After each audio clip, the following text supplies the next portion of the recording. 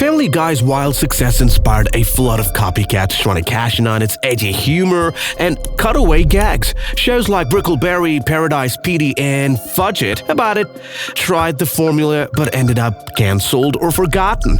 We'll start with the most notorious clone, Bickleberry, a show that didn't even try to hide its influences. Bickleberry aired on Comedy Central from 2012 to 2015, following a group of dysfunctional park rangers in the fictional Bickleberry National Park, created by Roger Black and Wako Ogwin. It's packed with crude humor and offensive gags that will make Peter Griffin blush. The show's similarities to Family Guy are impossible to ignore. First off, the animation style is basically Family Guy's 2D look with a natural twist. Same exaggerated expressions, same vibrant colors, same character proportions. The lead character, Steve, is a bumbling, self-absorbed ranger who could literally pass for Peter Griffin's long-lost cousin. He's got the same childish mentality, the same tendency to create chaos wherever he goes, and the same complete lack of self-awareness. But here's where it gets really obvious. They gave us Malloy, a sarcastic talking bear who delivers witty one-liners and cultural commentary. Sounds familiar? Well, that's because he's basically Brian Griffin if Brian were a bear with even more attitude problems. Malloy serves the exact same function as Brian, the voice of reason, who is also incredibly cynical and often just as flawed as everyone else. The cutaway gags are where Bickleberry shows its hand. It's like Family Guy's Remember the Time When format. Bickleberry constantly cuts away to bizarre flashbacks and random scenarios. In one episode, a ranger's flashback to a celebrity encounter plays out like exactly a Family Guy cutaway, complete with the same pacing and absurd punchline structure. Critics absolutely tore the show apart. Brian Lowry of Variety slammed it for being nothing more than an inferior knockoff, calling out its eagerness to offend without any of the clever writing that makes Family Guy work.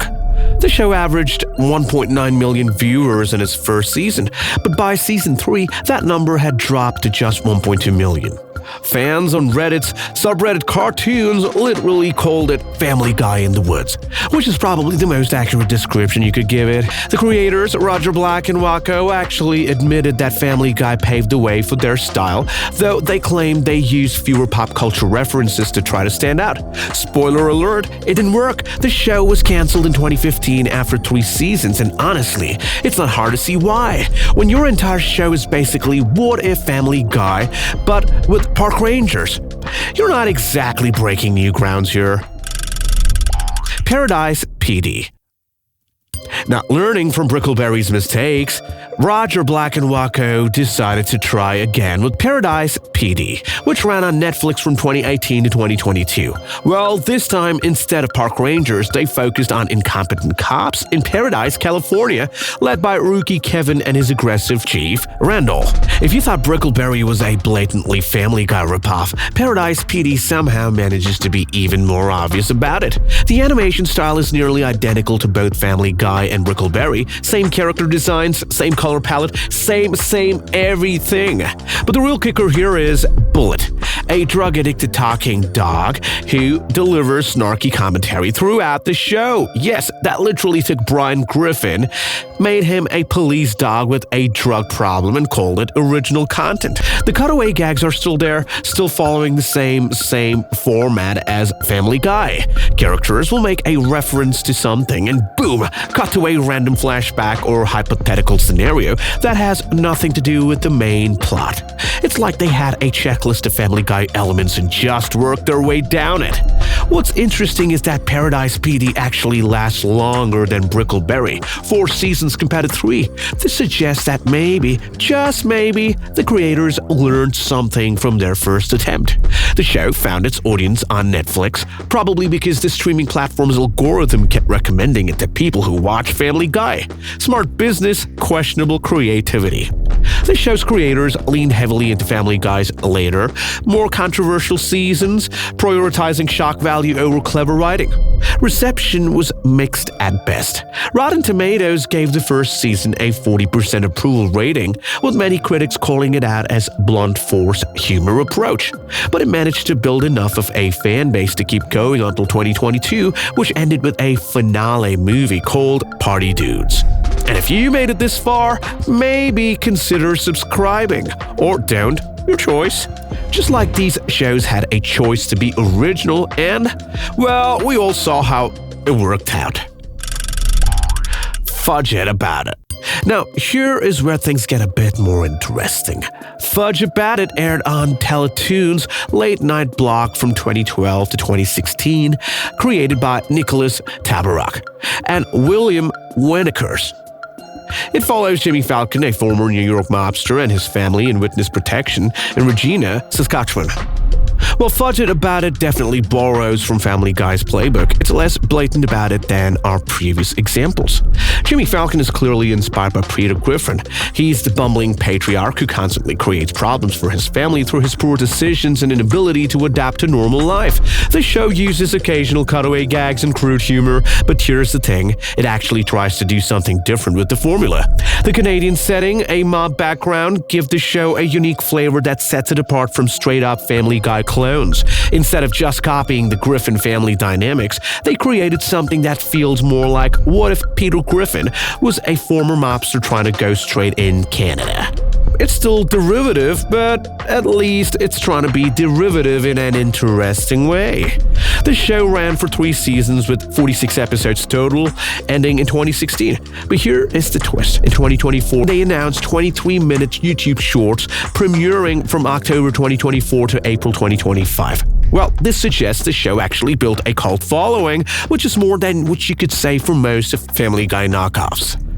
Some Reddit users call it a Family Guy ripoff, but others argue it's just operating in the same genre. And honestly, that's probably the fairest assessment. It's not trying to be Family Guy, it's trying to be its own thing while using some of these same tools. The Prince.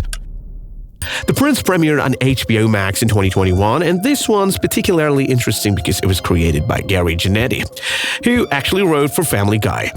The show satirizes the British royal family through the eyes of young Prince George, voiced by Janetti himself. The Family Guy familiarities are definitely there. Cutaway gags, irrelevant humor, and characters making pop culture references that feel very Seth MacFarlane-esque. But here's the thing. When one of the Family Guy's own writers creates a show that feels like Family Guy, is that really copying or is it just their natural style? Think about it. Characters drop into random tangents, making cutting observations about celebrity culture and delivering jokes with that same rapid-fire timing that Family Guy perfected. The show faced intense backlash, but not for copying Family Guy. People were upset about mocking a real child, even in an animated form. Critics called it mean-spirited and unnecessary, and the controversy overshadowed any discussion about its similarities to other shows. The Prince was cancelled after just 1 season and 12 episodes in February 2022. It's hard to say whether it failed because it was too familiar to Family Guy or because the concept itself was problematic. Probably both. The verdict? So what happened to all these Family Guy wannabes? Well, most of them crashed and burned, and there's a pretty clear reason why. Family Guy works because it balances its crude humor with genuine character moments and surprisingly clever writing. When Seth MacFarlane cuts to a random flashback about, say, Peter working at a 90s video store, there's usually a specific reason. It either reveals something about the character or provides commentary on whatever situation they're in. The cutaways are necessarily random. They serve a purpose. The knockoffs missed this entirely. They saw the surface-level elements, talking animals, dysfunctional families, random humor, and thought that there always to it. They forgot that Family Guy actually has heart. The Griffin family genuinely cares about each other, even when they're being horrible to each other. Bickleberry and Paradise PD were the most blatant copies, and they paid the price with relatively short runs and poor critical reception. Fudged About It found a middle ground by actually trying to tell different stories with familiar tools. The Prince had the advantage of being created by someone who understood the formula from the inside, but it got derailed by controversy. So here's the thing about Family Guy. It's not actually that hard to copy the individual elements. Crude humor? Well, easy. Cutaway gags? Yeah, simple. Talking animals? Done.